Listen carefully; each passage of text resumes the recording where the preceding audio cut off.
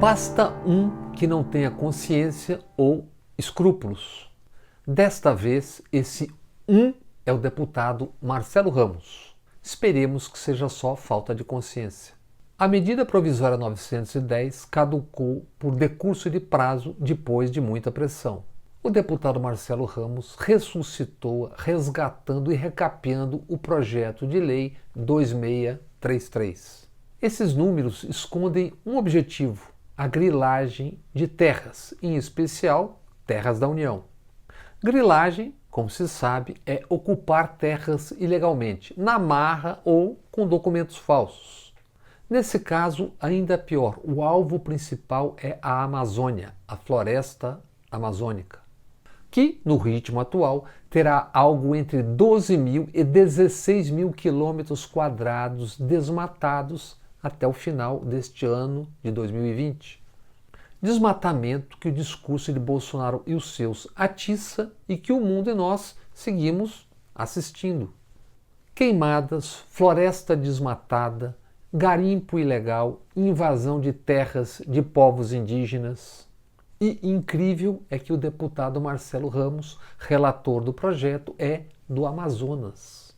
Imaginem uma corrida para grilagem de terras na floresta amazônica em tempos de Covid-19. O Brasil chegando a 20 mil mortos. Na Amazônia, só o Amazonas tem 23 mil casos e 1.500 mortos. Atiçar grilagem, invasão de terras, garimpo ilegal é caminho inescapável para o genocídio, em particular de indígenas. No Brasil, 308 contaminados e 77 mortos em 34 etnias. No Amazonas, os infectados são 249, com 15 mortes, 12 delas no Alto Rio Negro, que tem 27 etnias, com cada uma delas falando sua língua e todas se comunicando numa única língua central. Consequências nesse caso gravíssimo: Covid, garimpo ilegal, invasão, grilagem ameaçam 10 mil anos, ou seja, 100 séculos de civilização indígena. O que dirão eles? Ah, são só índios. Sempre foi assim. Povos em meia floresta, distante dias de qualquer chance de socorro. Nestas condições, o vírus é devastador. Arthur Vigílio, prefeito de Manaus, num vídeo pediu socorro ao mundo. E o mundo está atento, continua atento à Amazônia. A jovem ativista sueca Greta Thunberg, que o bolsonaristão fascista adora odiar, atendeu ao pedido, ao chamado por socorro. Com jovens de 13 países, Greta move a campanha Salvem a Amazônia. Este vídeo em inglês está sendo enviado para chefes de Estado mundo afora. Manaus is the capital of the Amazonas state in Brazil.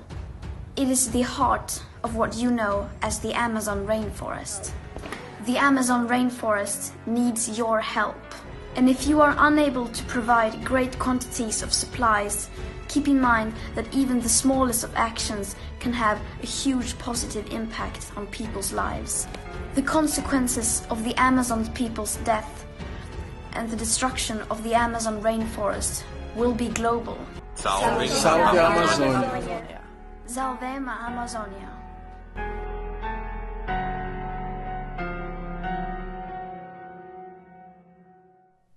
Nesta quarta, o deputado Marcelo Ramos, relator do projeto, informou que iria retirar o projeto de pauta. Mas não se enganem, não baixem a guarda. Tentarão de novo semana que vem. Eles seguirão queimando, desmatando, invadindo. Marcelo Ramos é do PL, o partido cujo dono é o notório Valdemar da Costa Neto. Valdemar, condenado no chamado Mensalão e citado a cada grande escândalo. 19 de junho de 2002. Valdemar, que por 11 vezes foi líder do PL, está no apartamento do deputado José Rocha, do PT, em Brasília, na véspera do registro definitivo de candidaturas no TSE.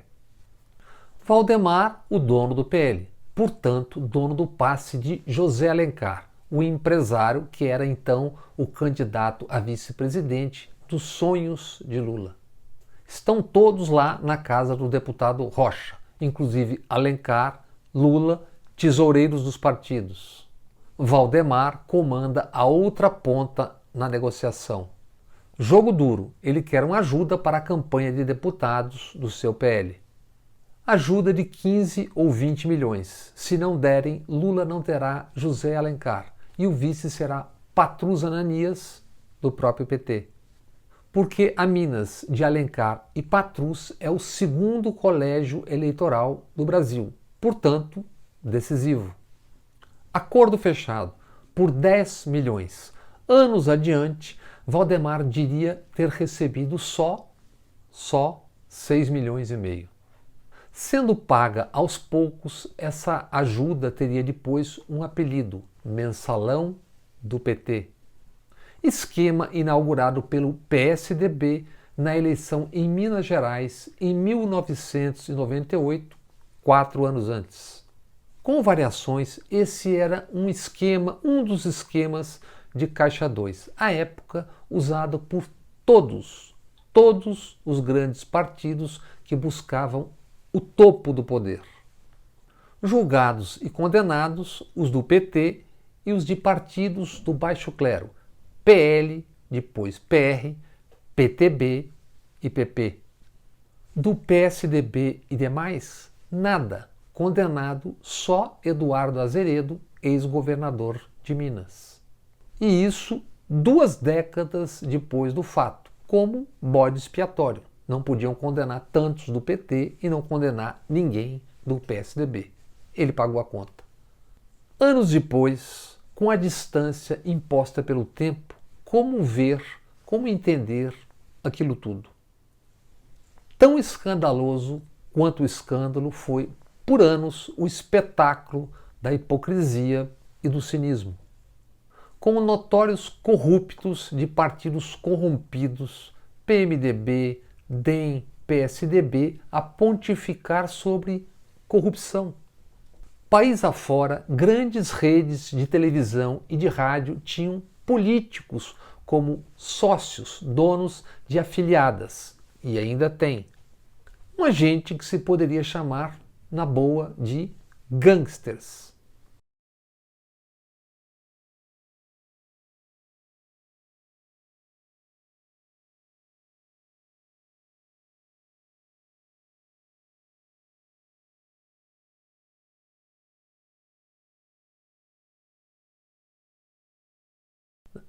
E eles e suas emissoras, por anos, magnificando e bombardeando a corrupção, a do alheio. E, ao magnificar o que eram fatos, destruindo a política como caminho, criando a escuridão. Hoje, 50 deputados, 10% da Câmara, são réus em processos criminais, mais ou menos a média habitual. Mas por que essa volta ao passado? Porque ajuda a entender como construíram o presente e talvez o futuro. Pontificando sobre corrupção, encontraremos no passado, por exemplo, Robertão Jefferson. Robertão, dono do PTB há anos. O Mensalão explode com ele cunhando este termo, mas não apenas. Explode quando um ex-agente da ABIN flagra em vídeo o PTB de Robertão levando uma grana nos Correios. Desde essa época, um deputado criticava com ferocidade a corrupção, o toma lá da cá na política. Certo Jair Messias Bolsonaro, eleito deputado depois de ser encostado pelo Exército. Porque numa campanha salarial de militares, planejou explodir bombas na adutora do Rio Gandu, no Rio de Janeiro. E aqui chegamos. Com Messias Bolsonaro e família, Queiroz e dinheiro sem origem, laranjais, milícias e quitais. E com o Messias ajoelhado diante de Robertão Jefferson e Valdemar da Costa Neto. O Messias ajoelhado, mendigando votos do Centrão para não ser derrubado. Porque ele sabe, os militares que na prática a cada dia avançam mais no poder têm um limite. Até onde continuarão manobrando, duelando com os Bolsonaro sem que isso os manche, os atinja outra vez, mais uma vez. Robertão Jefferson, por exemplo, tem pregado tirar a ferrugem dos revólveres, em busca da boquinha sem a qual ele e os seus não conseguem sobreviver, ameaça com uma frase criminosa. Mas ele tem força para isso. Mas que força? Força das armas, do exército? Essa força aí. A toga não é mais forte que o fuzil. Valdemar da Costa Neto já levou o dele, indicou um chegado para a direção do FNDE no MEC. Garian Amarante Pinto, diretor de ações educacionais no Fundo Nacional de Desenvolvimento da Educação, o FNDE. Garian Pinto é ex-chefe de gabinete na liderança do PL de Valdemar da Costa Neto. Para vocês terem uma ideia, o FNDE transfere verbas para 5.565 municípios do Brasil. Prefeitos e deputados salivam diante do FNDE. O orçamento deste fundo é de 29 bilhões e 400 milhões e agora está nas mãos do senhor Pinto, do senhor Valdemar. No governo do Messias Bolsonaro, do Acabou a Mamata. Por essas e outras, a nova pesquisa do IPESP para um dos oráculos de O Mercado, a XP, informa. A avaliação negativa do governo segue em viés de alta. Ruim e péssimo disparou 10 pontos, chegou a 50%, a metade dos brasileiros. E a avaliação positiva caindo, agora de 25%, e 57% acreditam que a economia está no caminho errado. Esses são os otimistas, ainda enxergam algum caminho nisso aí. E falando em otimismo, um possível novo secretário de Cultura, Mário Frias, diz que defende ideias de Bolsonaro. Otimista. O ator Frias, que não se perca pelo nome, se confirmado, será o quinto na cultura de Bolsonaro. Regina Duarte, a quarta, como sua personagem viúva porcina, foi sem nunca ter sido. Discutimos em equipe se deveríamos ou não exibir o vídeo com a lamentável despedida de Regina Duarte. Como é profundamente constrangedor, mostraremos apenas um ou outro trecho. Mas antes, por favor, tirem as crianças da sala. Olha, pessoal, eu vim aqui perguntar ao presidente se ele está realmente me fritando, porque eu estou lendo isso numa imprensa que eu não acredito mais, mas de qualquer forma, queria que ele me dissesse pessoalmente. Está me fritando, presidente? Regina, toda semana tem um ou dois ministros, né, que, segundo a mídia, estão sendo fritados. Acabo de ganhar um presente que é o sonho de qualquer pessoa de comunicação, de audiovisual, de cinema, de teatro.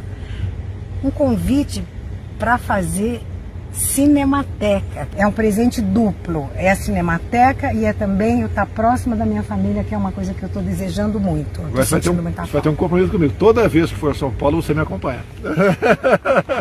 Obrigado, pessoal. Obrigada, Deus acima pessoal. de todos. Valeu. Sim, obrigada.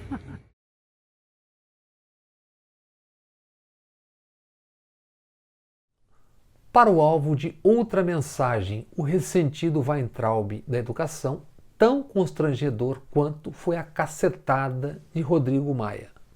Maia, comandando uma sessão na Câmara, falava sobre o adiamento do Enem. Alguém perguntou sobre o ministro e o presidente da Câmara respondeu.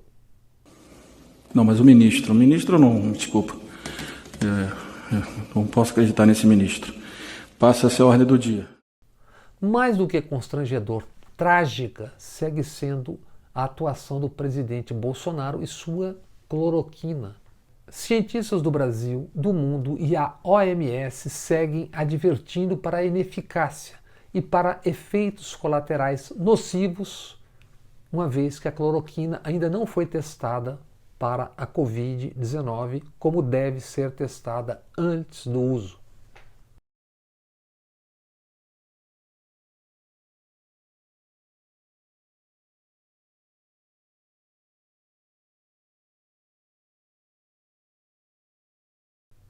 Nesta terça-feira, com as mortes no Brasil passando de 1.000 por dia, Bolsonaro vendeu o protocolo da cloroquina fazendo piada. Você está vendo como você é educado? Tu viu como você é educado? Quem é de direita toma cloroquina. Quem é de esquerda toma tubaína.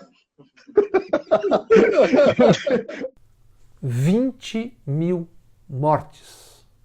Faltam 10.000 para chegarmos aos 30.000 que um dia Bolsonaro defendeu fossem mortos numa guerra civil. Através do voto, você não vai mudar nada nesse país. Tá? Nada, absolutamente nada. Você só vai mudar, infelizmente, quando um dia nós partimos para uma guerra civil aqui dentro. Né? E fazendo um trabalho que o regime militar não fez, matando os 30.000.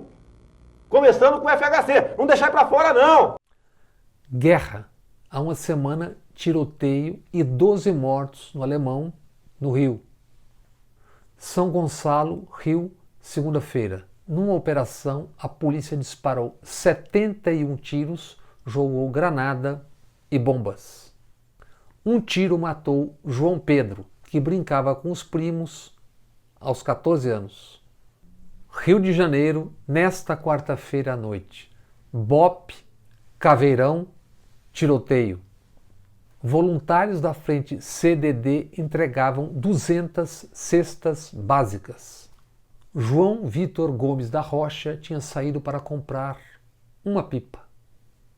Um dos voluntários tentou identificar o ferido. Ouviu de um policial: quem não quer ser baleado tem que sair com a Bíblia na mão. João morreu na Cidade de Deus, aos 18 anos.